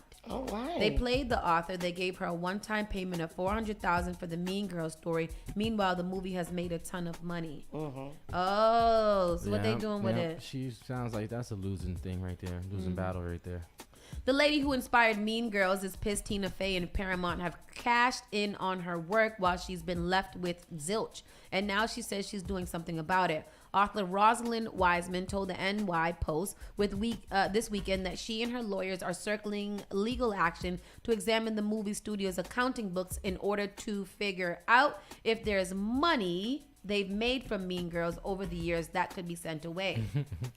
The reason, Wiseman said, she feels like she's been screwed out of a lot of potential cash since the 2004 film was released, especially in light of the Broadway musical that's been made about it, which has done fairly well for years now in different markets. According to RW, the deal she signed with Paramount and TF at the time, which made her a one-time $400,000 and which she acknowledges relinquished any rights to the work and or derivatives, guaranteed net profit points, meaning she could make more based on how well the flick did. However, she claims Paramount has time and time again told her there's nothing left of the pie for her and that they haven't actually collected much from it long term. So wait, what? So has Paramount sold it? No, they didn't sell it. She says she acknowledges relinquish any rights to the work and or derivatives. That's it. Yeah. But guaranteed net profit points, meaning she could make more based on how well the flick did. So she gave up any work, but she was guaranteed net profit points. Is points dollars? That's what I'm saying. What that mean? Shoot, that sounds like some points rewards. Equate to dollars. You have to a certain amount of points that you have to get. reward points. He adds, it's nothing short of shameful for a company with the resources of Paramount to go this length to which it has gone to deny Miss Wiseman what she is fairly entitled to for having created what was become one of the most iconic entertainment franchises of the last 25 years. I don't know. You guys got to read your contract. Yep, that's the one that said read the fine print. Schneider said she is hoping that social media guilts Paramount to break her off more cash. I don't think so. She admitted that she relinquished. That's all you need to say. That's it. There's nothing else to say. Yeah, they're not going to find nothing. No. Yeah, that's unfortunate for her. When y'all do y'all business, people, you got to read them contracts and know what you're doing. Intellectual property is you got to put a little... If the movie happens to maybe make a lot of money... Right. Maybe there's a cap, like it makes 20 million, then I don't. If it makes 400 million, then we got to come off some cash for it. No one-time payments. One-time payments, then you want a little piece of it, maybe a stake of it, a little percentage, something. They probably was like, you got this how many points you gonna get, and you need 400,000 points in order to get any more money from us. Yeah. Something like that. I just feel like she felt like she found a movie. The lady was willing to sign over her rights to it with a little payout, and you got your payout. You should have made another movie. Yeah. I don't know. That kind of sucks. I mean, it sucks. It sucks a lot. It sucks a really lot, and I would feel badly about it too and want to do something about it, but at the end of the day, you got to be like, sign the contract. Yeah. Mean Girls is a high-grossing film. It is a very great film. Yeah. Venus Williams joins efforts to restore Nina Simone's childhood home. That is nice. Cameron announces new advice show. Dr. Phil, your days are numbered. Cameron got sports and advice? Get it, Cam. Oh, okay, Cameron. I don't know if I would take some advice from Cameron, though.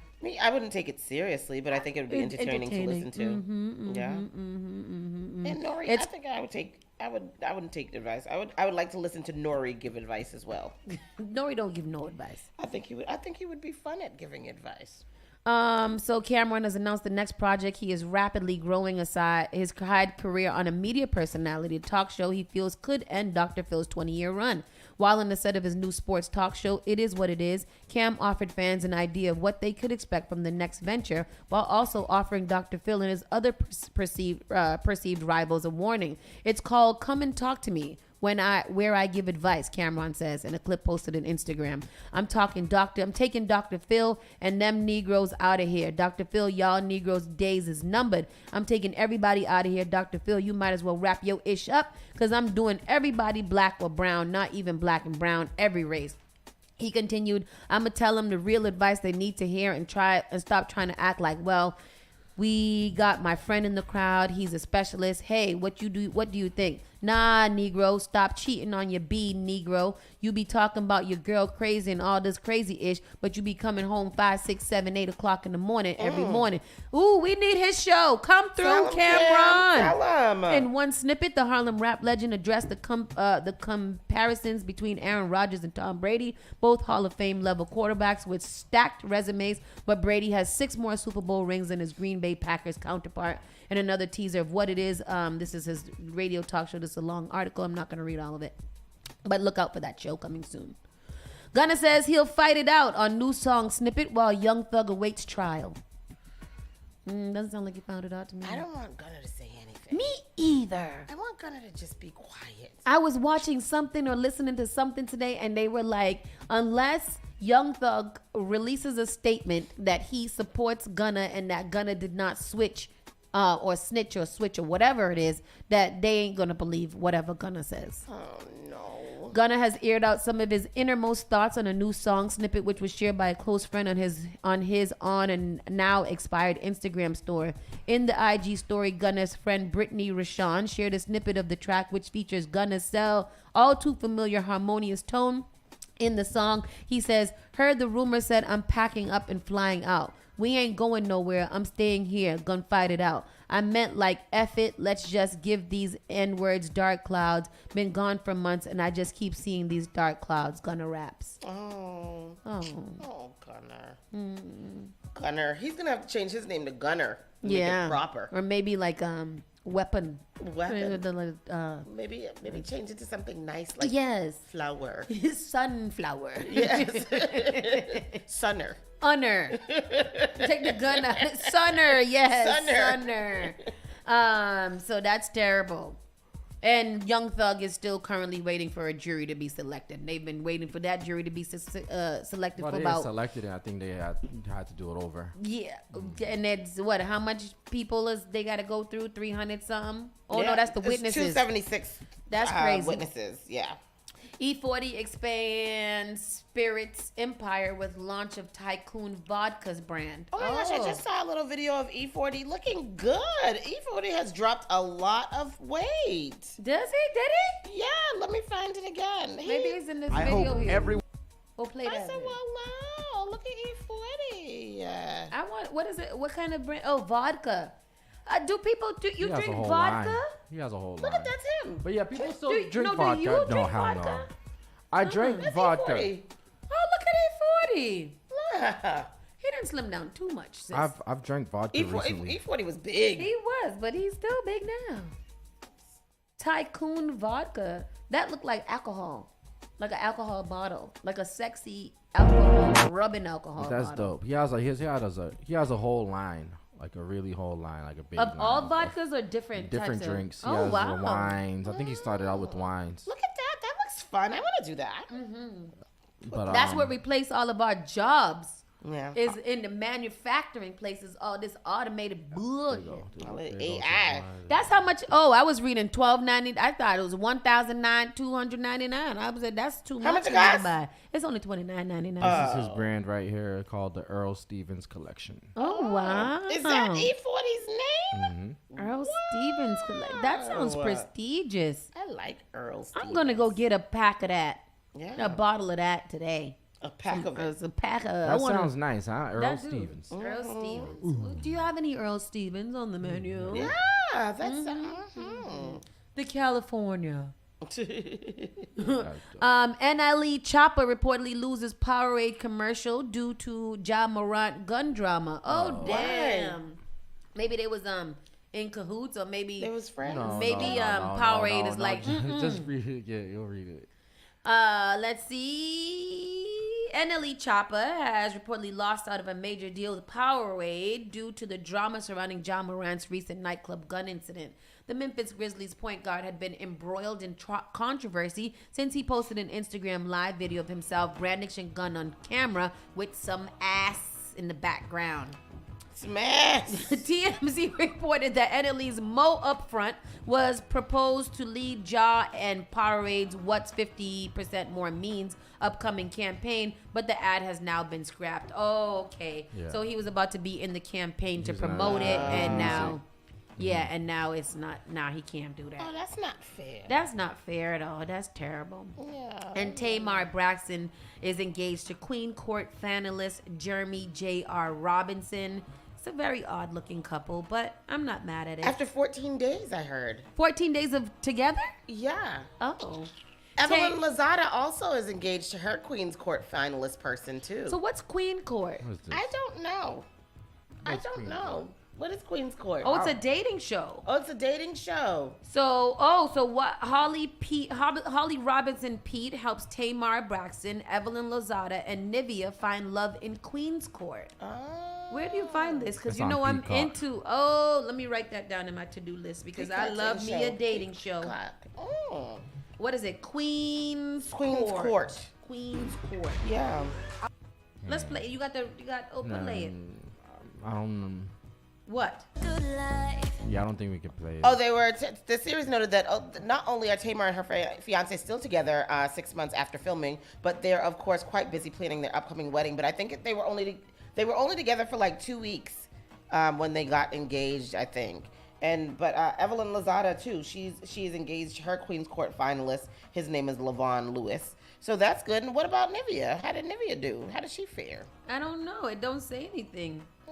Nivea's game. So this features Tamar Braxton, Evelyn Lozada, and Nivea. That's it? Yeah. That's it? Yeah. Okay. Yeah. And they're Holly and their couple, Pete Robinson. Was it Robinson Pete? Yeah. Holly And Robinson Rodney Pete. Pete. Yeah. She said, I prayed for somebody to understand me and not look at me and my flaws and just accept me for who I am. And then I met you, and then I saw every single thing that I ever prayed for as a child. I'm not only willing, I'm ready, he told the 46-year-old singer, so much that I don't want to be your friend. I want to be a husband. Oh, so beautiful. I love it. Tamar, I'm here forever because I don't see my life without you, he continued. I love you, Tamar. Tamar, will you marry me? And when the All the Way Home singer asked if he was sure, JR didn't hesitate, adding, absolutely sure. How long? Oh, that's How nice. How long? I don't know. They don't say how long. I think I heard that. If they get married, how long? Tamar's a kook. Yeah, and I also, I to be honest with you, I don't really see her with this man. I'm only seeing, white? Yeah, he's white, and he doesn't need, like it could work. I don't think it's not gonna work. I don't know. I'm gonna watch the show and I'm gonna tell y'all if it's gonna. After I watch the show, I'll tell you how long I give them. And then what about Evelyn? How many?